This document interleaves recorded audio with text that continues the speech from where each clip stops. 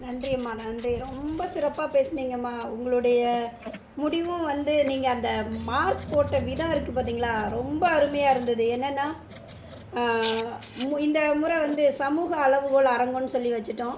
வைக்கும்போது 3 அணிகளா பிரிச்சுட்டோம். அந்த 3 அணிகளுக்கும் உண்டான மதிப்பெண்கள நீங்க சரியா போட்டீங்க. அதுதான் ஆசிரியருக்கு உண்டான பண்புன்னு சொல்றது.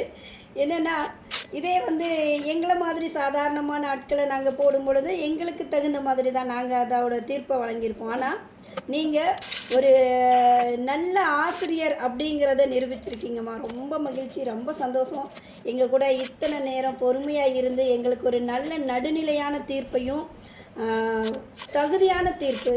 என்னன்னா, நடுநிலையான தீர்ப்புன்னு சொல்ல முடியாது. உண்மையாவே நீங்க சொன்ன தீர்ப்பு எங்க எல்லாத்துக்குமே ரொம்ப மகிழ்ச்சிய தரக்கூடியதா இருந்தது.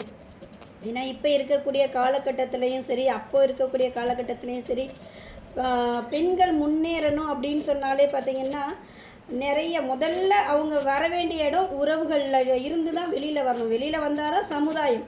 அந்த சமுதாயத்துக்கு அப்புறம் தான் அந்த உறவுகளும், சமுதாயமும் வழி விட்டுருச்சு அப்படின்னாலே, அவங்களுக்குள்ள அந்த அவநம்பிக்கைங்கிறது போயிரும்.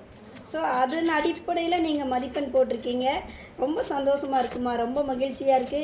இதே போல நீங்க இன்னும் நெறைய நிகழ்வுகள்ல எங்களுடைய நிகழ்வுகள்ல தொடர்ந்து நீங்க பயணிக்கணும்னு நான் கேட்டுக்கிறேன். ஏன்னா, நம்ம நிகழ்வுகள் ஒவ்வொன்னுமே நீங்க இதுவரைக்கும் எந்த ஒரு நிகழ்வுமே நீங்க மிஸ் பண்ணதே கிடையாது. எந்த நிகழ்வா இருந்தாலும் கரெக்ட்டா அந்த டைம்க்கு நீங்க ஜுனைதாம்மா, இன்னும் நெறைய ஆளுமைகள் இருக்காங்க. அவங்கலாம் கரெக்ட்டா அந்த டைம்க்கு ஆஜராயிடுவீங்க. ரொம்ப மகிழ்ச்சி. என்னன்னா, உங்கள மாதிரி ஆ ப நெறைய அறிவு சார்ந்தவர்களோட நான் பயணிக்கிறேன் அப்படிங்கிறது எனக்கு ரொம்ப நான் எப்பவுமே ஒவ்வொரு முறையும் சொல்றது அதுதான்.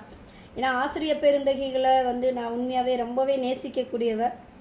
என்னுடைய 5ஆம் வகுப்புல எனக்கு பாடம் சொல்லிக் குடுத்த ஆசிரியரை நான் இன்னும் நினைவு வச்சிருக்கேன். அவரு சொன்ன அந்த எங்க அம்மா அந்த ஆசிரியர் அம்மா சொல்லிய அந்த வார்த்தைகள் எல்லாமே இன்னும் என்னுடைய மனதில பசுமரத்தாணி போல பதிஞ்சு நிக்குது. என்னன்னா, ஆசிரியர்களுடைய சிறப்பே அதுதான். எல்லார்த்தையுமே வந்து நம்ம சின்ன வயசுல இருக்கக்கூடிய நண்பர்கள கூட நம்ம மறந்துருவோம். ஆனா, ஆசிரியர்கள மறக்க முடியாது. அதுலயும் ஒரு சில ஆசிரியர்கள்ல தமிழ் ஆசிரியர்கள், ஆ அதே மாரி கணித ஆசிரியர்கள், அப்புறம் பார்த்தீங்கன்னா, சமூக அறிவியல் ஆசிரியர்கள். இவங்கெல்லாம் ஏன் நான் குறிப்பிட்டு சொல்றேன்னு பார்த்தீங்கன்னா, கணித ஆசிரியர்கிட்ட கொட்டு வாங்காத மாணவர்கள் யாருமே இருக்க மாட்டாங்க.